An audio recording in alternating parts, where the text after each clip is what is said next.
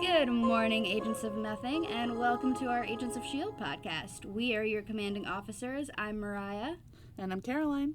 And today we're going to be talking about Season 4, Episode 7, The Deals with Our Devil. Yeah. So, Mariah, how was your week? It was so good. We're recording this on a Friday night because, instead of our usual Sunday. Yeah. Because last weekend I went on a nice little beach vacation with my boyfriend. Cute. And it was so nice. Like, there's probably other adjectives that I could use, but nice. Nice. Picture how nice a beach vacation. That was not a Taylor Swift nice. That was more like Mickey Mouse. Did you hear me? I did. Wow. That was way up there. Amazing. Okay. How was your week? Mine was mostly good. I did burn the shit out of my wrist last night. I'll probably, I don't know if I'll post it, but because it's stupid. But I was cooking for once, and I got burned with some hot oil, and it hurt a lot. That was a Taylor Swift reference. So don't like cooking, never did, and now I never will. So yeah. Well, it's a good thing your boyfriend is a shelf. Yep, that's nice. That's nice to have. I will say the burn mark looks kind of like, you know, the Splat hair dye logo. Yeah. It kind of looks like that. So that's interesting. But what's more interesting, if you guys want to head over to our check out our exclusive content for our subscribers, we did happen to talk about our thoughts on the new Eras Tour edition of the Tortured Poets Department era. So if you wanted to, you know, it's like $3. You can just listen the one time and then cancel your subscription. Who cares? Yeah, I do it. I recommend it. It was pretty fun. Plus, there's some other fun things that happened. Yeah, my brother came home and you could hear pretty much the whole conversation probably. Yeah. Yep. So. All right. Let's Are you do ready? This. Yeah. So, this episode was written by DJ Doyle!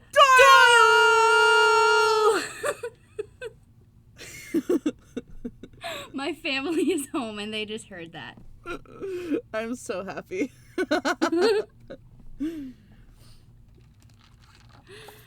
And directed by Jesse Bochco. I almost forgot to add that on. Very important. Jesse is very important. Yes. We don't meet any new characters in this episode. Nope. We sure don't. And I was looking through, it seems like there weren't a ton of fun facts either. No, there really wasn't. Wow. So, you're just hearing our thoughts, guys. So, yeah. Enjoy. I was like, man, I have to, actually take notes on this one, because I kind of just, go off vibes, mostly. Yeah. With my thoughts, non-fun fact thoughts. But I was like, man, I have to actually, Gonna try a little bit. Yeah. Sorry. We try, I promise. Mariah put so much into this. That was fully a joke.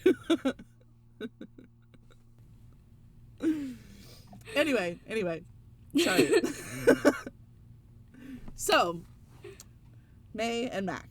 They are making their way through the now empty lab. No sign of Coulson, Fitz, or Robbie.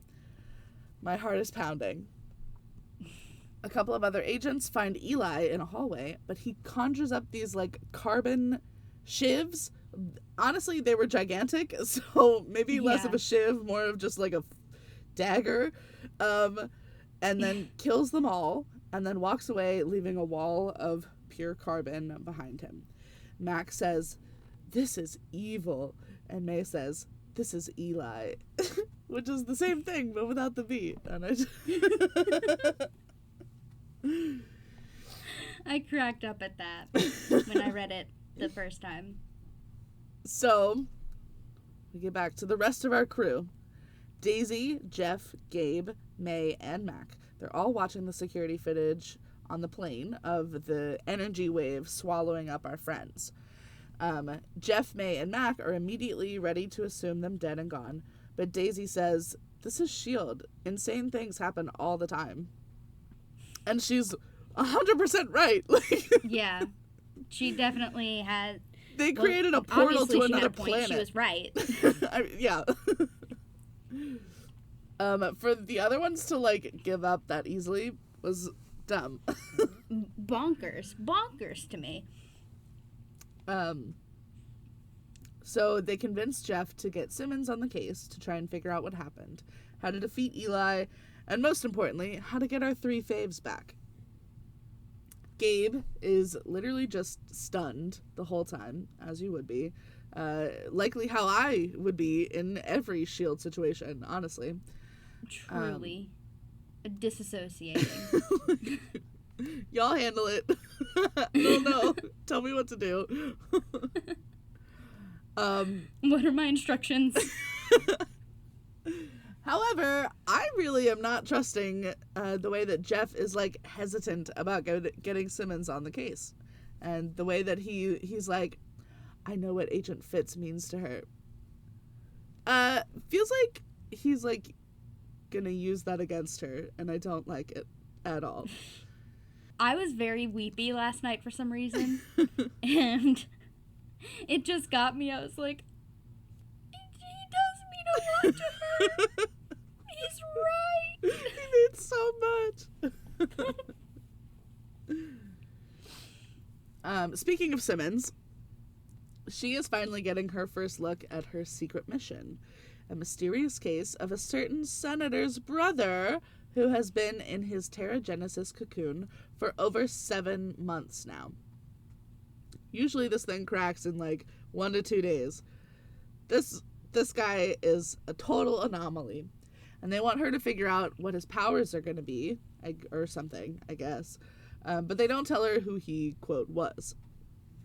So basically, she has no information, as usual. Yeah. Mac goes to check on May, who tells him that she still has the Darkhold. She's starting to think about using it somehow to bring back Coulson, Fitz, and Robbie. Mac immediately says that she does not know the consequences of using it, but she says that he doesn't either, and it could work. Which, okay, I guess. They're interrupted by Jeff coming in to hear about Mac's lead on Eli, and Mac wants to check in with the Chinatown crew, Chen's guys, because Chen spent time with Eli in the same prison, so he's thinking maybe Eli is hiding out with them. Jeff says, "Good idea, but no thanks. Actually, just go prep the dead agents for transport because we're leaving in 5. Which, I thought you came in to hear his lead. I thought that was what you were coming for. Okay.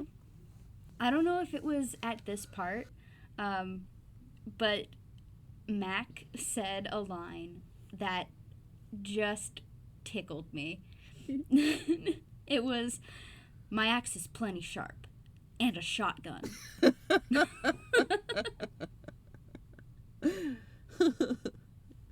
Honestly, it feels like a oh god, what's that character's name now?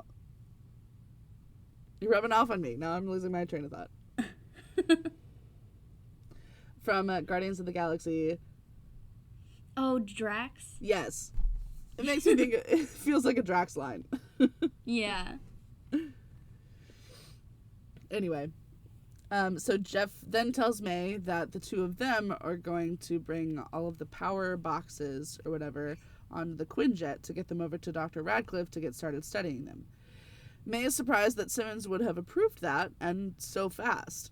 So Jeff lies and confirms Simmons' approval. And I know it was a lie because he looked before he said it. Mm-hmm. Daisy is listening to Gabe, who's grieving. He says that Robbie and Eli were the people he was closest to in the world, and now he feels like he didn't know them at all because they were keeping such huge secrets from him, which is true. Yeah. Daisy comforts him when he asks if she really thinks that Robbie is still out there somewhere. I said that weird. Daisy comforts him, and then he asks if she thinks that Robbie is still out there somewhere. As they start to reminisce and laugh about how stubborn Robbie is, Mac decides to go against the director's orders, takes the motorcycle, and drives off the Zephyr to go do the right thing. And the triple punch to the one agent who tried to stop him was everything to me. I loved it. That was Agent Davis. I don't know if they've, said his name yet, but he's been recurring since, I think, season 2 or 3. Very small. Yeah. Very, he's been, the nameless agent that, you every time that I'm there's a nameless agent here. Not every time, I think, but, most of the times that it, you recognize, a background agent or, they talk to a background agent, it's usually Davis. That's hilarious. They should say his name more. Spoiler alert, they do. Oh, okay. They will? Okay. They will. Anyway. So then, rewind. Coulson, Fitz, and Robbie have been right there the whole time. The whole time. The whole time? The whole time. But they're in the phantom realm now, and no one can see them or hear them or feel them or smell them. And so they've all just been watching this whole time. And I don't know why that is infinitely funnier, because in every scene they were all, suspiciously spaced out. Robbie is not feeling very good. His stomach hurts, he's cold, and the lights are dimmer and sounds are quieter to all of them.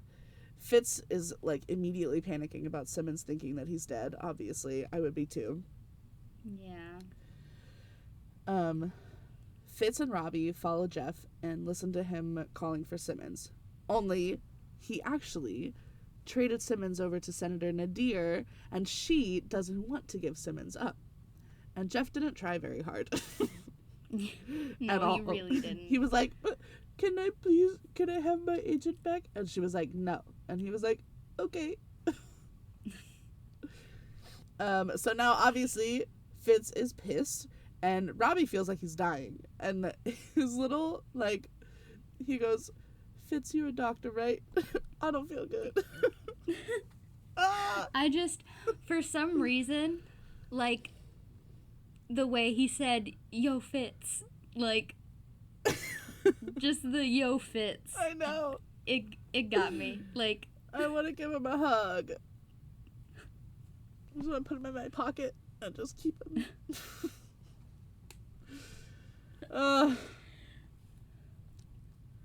So, Coulson has followed May and is trying desperately to get her attention. May is spiraling more than she's been letting on to everyone else, and Coulson does not want May to use the book. But as Mac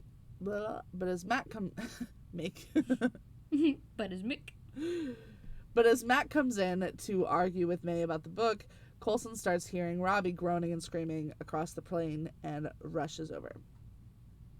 Robbie says that the other guy is fighting him and doesn't want to go. Eventually, the ghostwriter rips himself from Robbie's body and goes into Mac, making Mac leave the plane for the Chinatown crew. So this episode marks the second time that Alfonso Mackenzie has been controlled by a power-bestowing force. Aww. The first one being Ye Who Enter Here. Poor Mac. And he was already so, he was feeling wary so of many things. those kind of things. Yeah. Aww. Anyway, so, of course, now that we're back to present, of course Daisy speeds after him in Lucy, and Robbie hops a ride with her.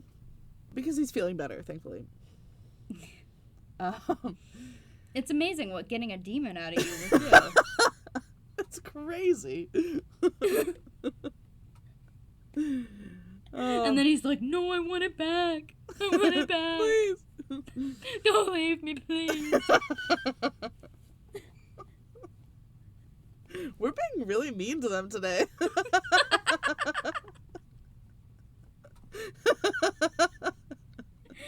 I'm just joking.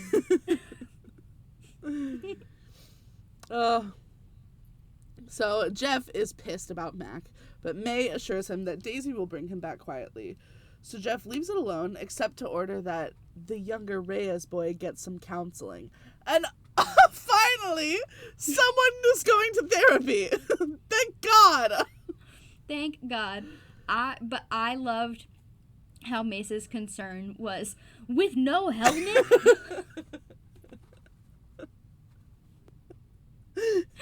It was like against orders and then immediately followed by no helmet?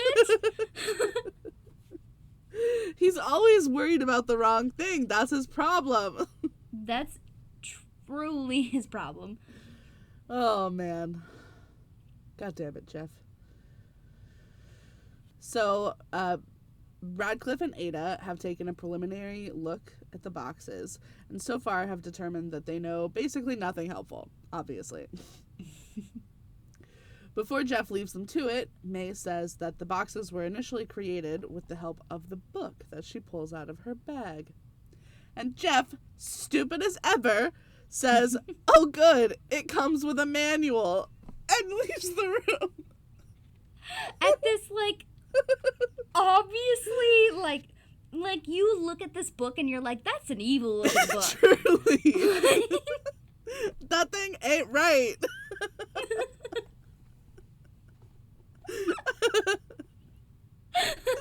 Oh, look, it comes with a manual. Bye. Not even like a, what is it? What's it called? Yeah. Can I look at it first?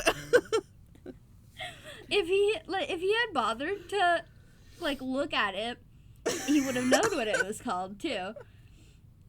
It literally says it right there. No matter which way you flip it, it says the same thing. Oh, like we said, he's always worried about the wrong thing.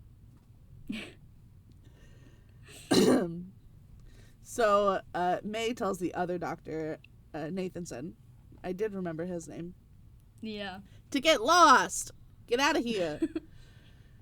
Then she explains that the book is terrifying, and Radcliffe needs to use it however he can to get them back. Radcliffe takes one look at it, and can't get past the first page without losing all of the color in his face, and saying, this is not meant for human minds to comprehend. Which is so funny. After Jeff was like, there you go, a manual. Good.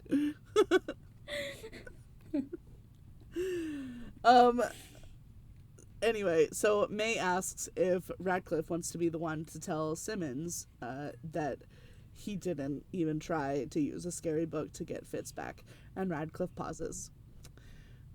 Because I wouldn't want to tell her that either. Yeah. Speaking of Simmons, again, she realizes that the cocooned man's heartbeat is insanely high, so she tells everyone to leave the room. They start to scoff at her, but she knows that they wouldn't have dragged her here blindfolded unless they needed her expertise. So she throws her weight around, and everyone eventually gives her the room. She takes off her hazmat suit and speaks to the man like an actual person, introducing herself and saying that everything's going to be okay and that they're going to get him back and that they're going to get him through this together. His heart rate lowers and a crack forms on his back. Uh-oh, Miss Mary Mac. I don't know why I put that. It was really bad. I was like, with silver buttons all down her back? Yeah.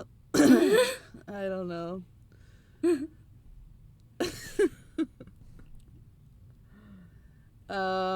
So, Mac, speaking of, our actual Miss Mary Mac, yeah, has found the Chinatown crew And wow, he's scary like this.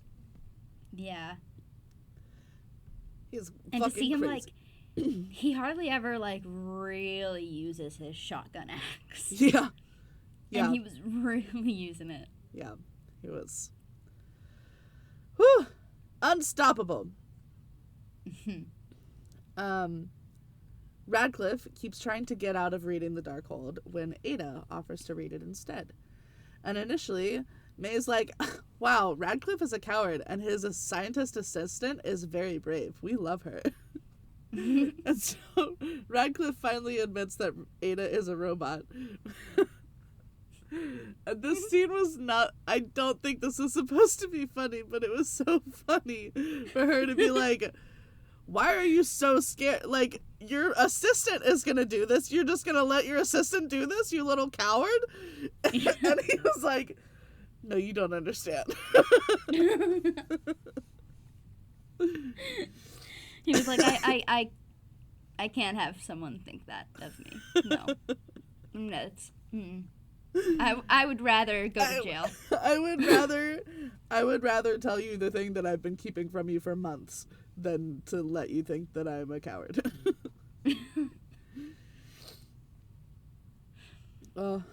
Anyway. But, so they determine that even if something goes wrong, they can just reboot her. So May hands her the book, and my question is, how is Ada going to read it? Because we established before that it only reveals itself to humans. It didn't reveal itself to, like, to the ghosts, anybody who's, like, not a human sentient being. So why would it appear to a robot? I don't know. I think maybe it's, like, because they were, like, trapped between dimensions. That's why it didn't work for them. Maybe. I don't know. Again, I would love to know the, like, logistics. Every time I say something like that, I very well could be talking out of my ass. But I really would love to know the logistics of this book. I want to know the rules.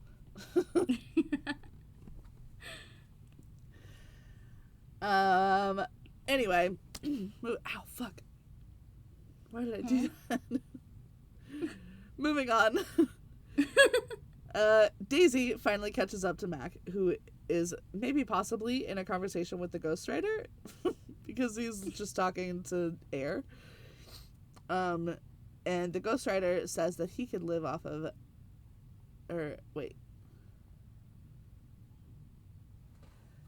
I wrote this so weird because Mac was talking to no one, and so then, but the ghostwriter was talking through him. So the ghostwriter is saying that he could live off of Mac's pain for a long time, and he doesn't want to go back. Yeah. That sounds right to me. Cool. That's what happened. No. Yeah. Back in the car, back before that happened, Robbie was able to make himself known to Daisy, at least a little bit. We're hopeful that things are happening. During that scene, this episode tells the audience that Robbie's car only repairs itself when he is the driver. Very cool. Love that. Love that little bit of lore. So Fitz and Coulson are listening in at the lab while May is convincing Radcliffe to use the book. Fitz somehow gets through to Ada about trying to read it. So that idea came from him. Coulson is pissed to find out that Fitz helped make an android without him, or without telling him. And Fitz reminds Coulson of all the solo decisions that he used to make as a director and then gave up. And Fitz says that after Lincoln died, Daisy and Coulson may have thrown in the towel, but he made Ada so that no one else would have to sacrifice like Lincoln did. Coulson explains that he had to step down in order to keep S.H.I.E.L.D. running, or the president wouldn't have allowed it to exist. A very nice moment here. We finally got some communication. Yeah. And a little bit more of the reasoning. Yeah, exactly. Fitz is very much spiraling about leaving Simmons all alone, especially when their last conversation was an argument. And now Jeff has her in danger, and there's nothing that he can do about it. Coulson calms down, and as he's seeing Fitz spiraling, and just tells him that they're going to get through this. Simmons has gently started taking pieces off of the cocoon and makes it to the man's face. He thanks her very genuinely, and she starts to ask his name when she is dragged away, hood back over her head. Oh my god. This is so dramatic. Like, and then that was all they wanted. None of them thought to just talk to the guy. None of them thought, hey, the fact that his heart is beating crazy fast, maybe he's in panic. To be fair to the evil scientists that are working for Senator Nadir, I would not have seen a heartbeat of, what did she say it was? It was something like really, really high. I don't know. I don't remember. I feel like it was really high. And I would not have seen that and been like, oh, he's nervous. I would have been like, this must be part of his powers. I guess. Maybe. But I don't like to give them the benefit of the doubt because they suck. Yeah. But at the same time, like, that literally all they wanted was her to, like, take the piece off of his face. Yeah, like, I guess maybe they wanted her to somehow figure out what his powers were and whether that was in the cocoon or out of the cocoon. Yeah. And I feel like, but she didn't. Once she got like most of the cocoon off, I feel like they were like, okay, well, thank you. That's all we needed. I just feel like they didn't need someone with that much expertise to do that. Yeah, I guess they could have like drilled into the cocoon or something. Yeah. I don't know. I wonder if the cocoon only comes off when the Inhuman is comfortable. Maybe. Maybe so.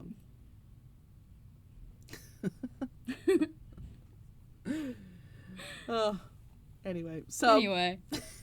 It turns out that the person that Ghost Rider Mac was talking to earlier was actually Robbie himself.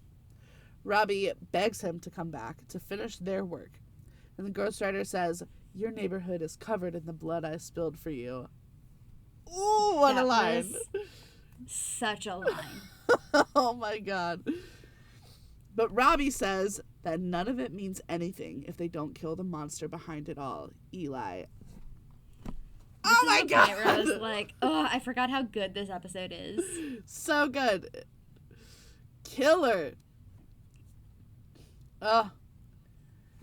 So, back at the lab, Coulson and Fitz watch as Ada directs Radcliffe and May to build some kind of portal. And Ada is able to tell that Coulson and Fitz are there, but isn't able to, like, talk directly to them. And she's able to tell that they are running out of time because Coulson starts getting pulled into the darkness. And Fitz is barely hanging on to him, and I'm stressed. So remember when I said, like, the language thing with the Darkhold comes back in a cool way? Yeah. Did you notice... Yes. Did you notice that, like, when Ada was reading it, it was all ones and zeros? Yes, it was in binary code. That was so cool. So cool. I loved that.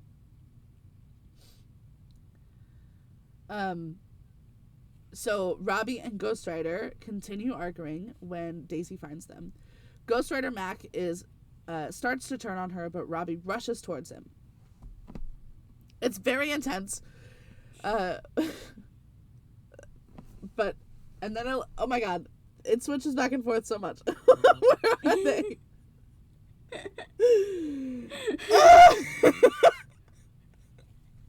Oh my god, you're stressed all over again. I am. I thought when I was reading my writing, I saw Radcliffe out of the like peripheral vision, and I thought that it said Robbie, and so I was like, oh, I'll just continue as though I didn't put a break there, but it went to another scene. It's so stupid. Okay, this is so intense. Radcliffe flips the switch and they turn on the portal, and with one final pull, Fitz and Coulson manage to break Coulson free, and they run through the portal, and it works! Robbie gets in between Daisy and Ghost Rider, and he says that if Ghost Rider finishes his last mission to settle the score with Eli, then Robbie vows to settle all of his scores. Ghost Rider looks at him and then agrees and leaves Mac. Oh my god. And after making sure that Mac is okay, Daisy asks what happened, and Mac tells her that the Ghost Rider took Robbie to hell. No! My boy! But I knew this wasn't going to be the last we saw of him. He's too hot. That is not what I thought you were going to say. I don't know what I thought you were going to say, but I didn't. For some reason, I didn't think it would be that. The hot people get full story arcs.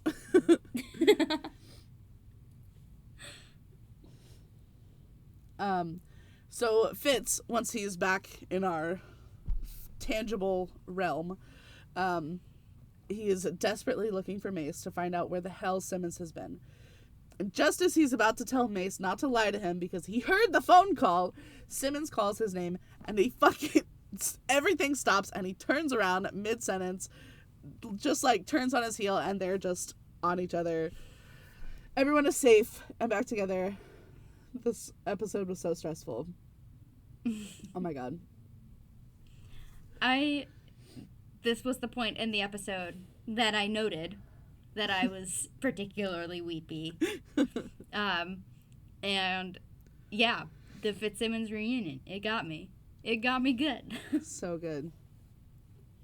So good. I loved that he was like literally mid-breath telling Mace off, and then heard her and was like you could like see his heart stop. Yeah. Oh, I love them. I love them so much. So Coulson and May are checking in with each other, and Coulson kind of thanks May for breaking her promise not to open the Darkhold. And then Daisy arrives and tells them that Mac is taking some time alone to process his very bad day. She tells them that Robbie pulled the Ghost Rider out of Mac, but she thinks that Robbie himself is gone. But on the bright side, Mac found a lead on where Eli might be, and Coulson promises that they will follow up on it so no one else gets hurt.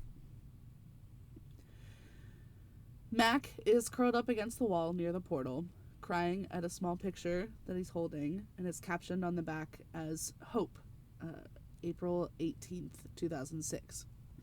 And Hope, the name sounds familiar, but I don't know who that is.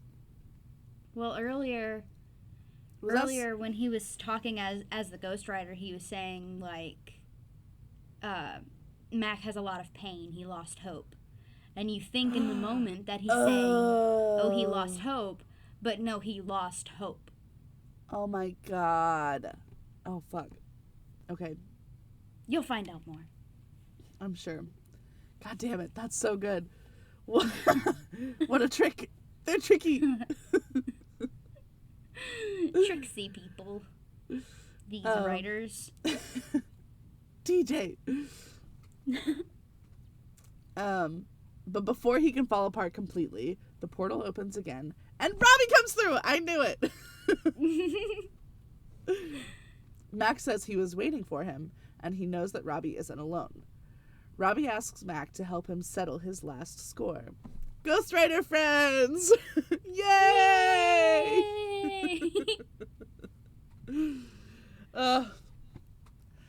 So now it's time for the post-content content!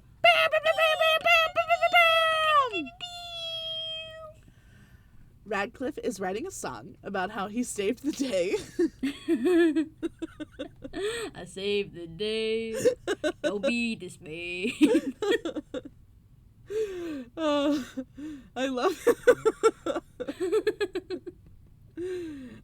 And while he's doing that, Ada is doing some weird shit because she is unsupervised. She's building herself a brain.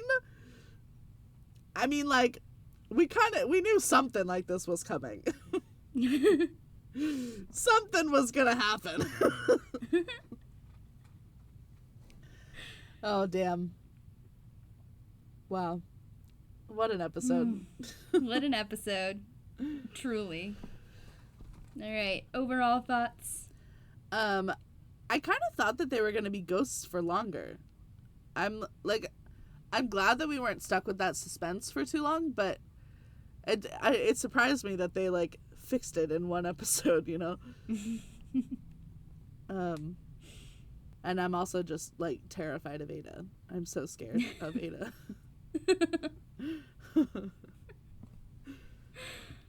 What about you? I have one last fun fact.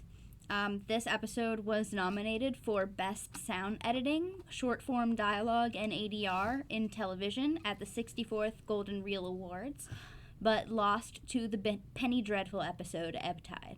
Ugh. And I don't even know what that is. I know. That's bullshit. I was like, Penny Dreadful? Is that not the clown from It? No, it's not.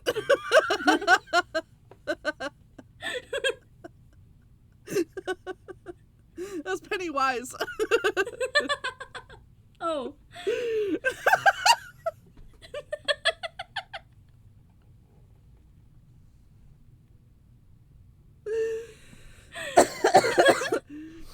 Damn it. Well, they won in our hearts. Oh my god. Yeah. Wait, sorry. I just noticed that my burn goes all the way around to the back of my hand, too. Oh. It's like a wing Holy on shit. the back of my hand. Do you see it? Look at that.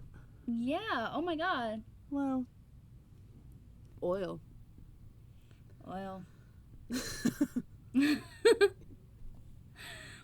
that concludes our episode on Season 4, Episode 7, The Deals with Our Devil. Woohoo! Next time, we'll be covering Season 4, Episode 8, The Laws of Inferno Dynamics, so stay tuned for that. Okay, bye! Bye, love you!